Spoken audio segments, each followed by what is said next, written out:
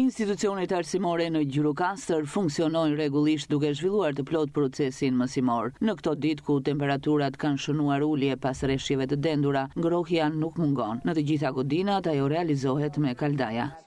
Në shkollën tuaj, si janë kushtet? Këto ditë të ftohta si i kaloni? Shumë mirë.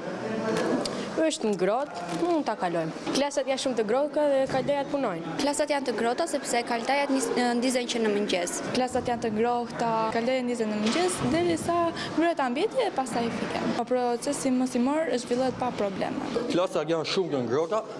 Unë siç e shikoj jam në Xbox, nuk jam në xhup, sepse nuk ka nevojë për xhup.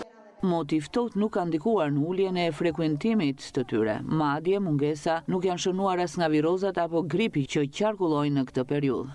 Në këto ditë të ftohta, mësimi është zhvilluar normalisht. Shkolla ka ngrohje me kaldaj, është furnizuar në vijimësi dhe rregullisht me nafs nga Drejtoria e Arsimit dhe Bashkia e Gjirokastër. Në lidhje me frekuentimin nuk kemi pasur mungesa të nxënësve.